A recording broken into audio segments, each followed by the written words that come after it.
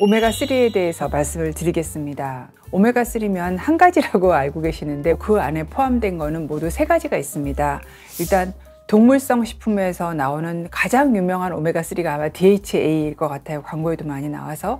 그 다음에 또 동물성 식품에서 나오는 EPA가 있습니다. 그리고 식물성 식품의 오메가3는 ALA입니다. 질이 좋은 오메가3는 식물성 식품에서 오는 오메가3가 아니라 동물성 식품에서 오는 오메가3입니다.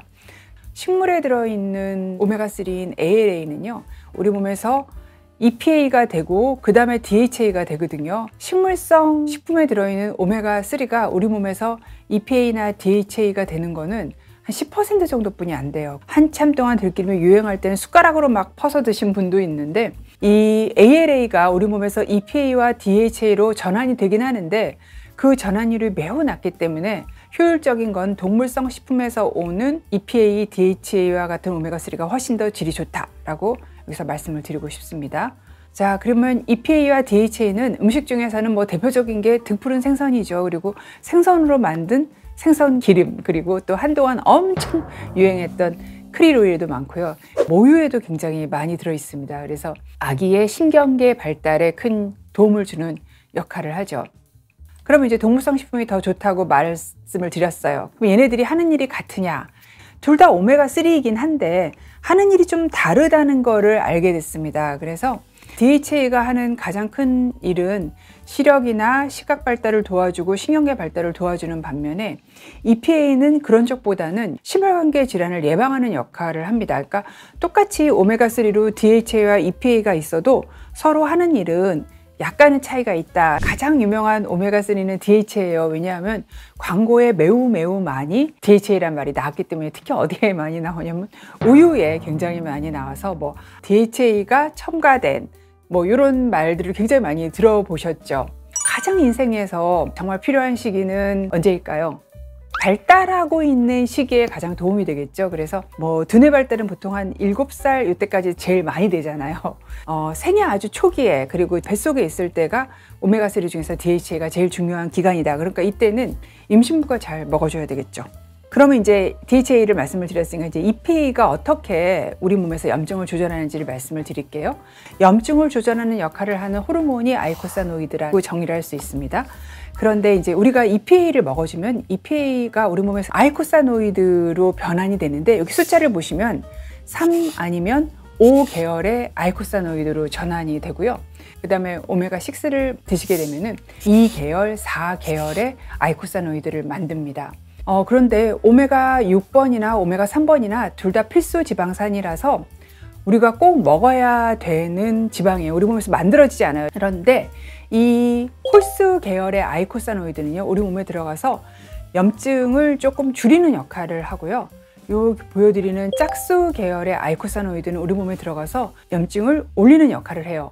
그러면 염증은 줄이기만 해야 되나요? 아니에요. 우리 몸의 낡은 구조물을 리페어를 하고 수선을 할 때는 염증이 어느 정도 있어야 돼요. 그래서 요 염증을 올리는 것과 염증을 낮추는 아이코사노이드가 우리 몸에서 균형을 잘 맞추고 있어야 되는데, 우리가 오메가3를 덜 먹게 되면은 상대적으로 염증을 올리는 아이코사노이드가 되게 많이 만들어지게 되는 거죠.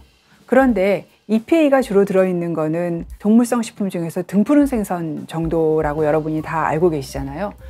그런데 오메가6는요, 일반적으로 신경 써서 먹지 않아도 오메가6만 우리는 먹도록 되어 있어요. 왜냐하면 너무 많이 사용하는 기름에 들어있고 너무너무 우리가 자주 먹는 음식에 널브러져 있습니다. 오메가3가 많은 음식은 등푸른 생선 말고는 사실은 거의 없어요. 그래서 하루 권장량이 200 내지 300인데 양이 어느 정도인지 보여드리면, 이 모나미펜이 이 정도면은 대략 이 정도가 200g의 생연어니까 너무 지겹다 그러면 등푸른 생선 한 번, 힐산 생선 한 번 정도 드시면 우리한테 필요한 하루에 250 내지 300mg 정도의 오메가3는 부족하지 않게 먹을 수 있는 양입니다. 그 다음에 이제 영양제, 무조건 안전하냐? 뭐 가장 이제 요즘에 시끄러웠던 부분은 바로 오메가3가 부정맥을 일으킬 수 있다라는 연구 보고가 나와서 오메가3가 심방세동의 위험을 높인다고 이제는 대부분의 연구에서 다 정리가 됐어요. 그래서 사실 높이는 건 맞습니다. 맞는데 막 고용량 먹는 경우를 얘기를 해요. 여러분이 보통 영양제 1g짜리 오메가3를 먹어도 1g을 넘기지는 못합니다. 그런데 1g에서 1g씩 늘어날 때마다 심방세동 위험도가 11% 정도 증가하는 것으로 보고하고 있고, 그 다음에 또 고령인 경우에 또 심방세동 위험도가 젊은 분이 먹었을 때보다 조금 더 높은 경우로 보고하고 있고, 심장이 튼튼한 분 말고 기저에 심장질환이 있었던 분, 특히 심방세동이 있었던 분들한테는 위험도를 더 높인다고 되어 있어서 1g 이상의 용량을 먹는 거는 반드시 의사랑 상의하고 먹는 게 옳다고 생각은 합니다. 이제 정리를 해드리면, 질환이 있는 분들은 처방량을 잘 먹자라고 말씀드리고, 그 다음에 그러면 어떤 분이 드셔야 되냐면은 생선을 일주일에 큰 토막으로 2토막 안 드시는 분들은 필수 지방산인 오메가3가 부족하고, 하지만 오메가6는 내가 굉장히 넘치게 먹고 있을 확률이 굉장히 많고, 그렇기 때문에 이런 분들은 영양제를 드시는 게 도움이 된다라고 말씀을 드릴 수 있습니다. 하지만 그럼에도 불구하고 가능한 한 영양제를 드시는 것보다는 일주일에 생선 큰 거 2토막 200g 드시는 게 훨씬 더 좋다, 이렇게 정리를 해서 말씀드릴 수 있겠습니다.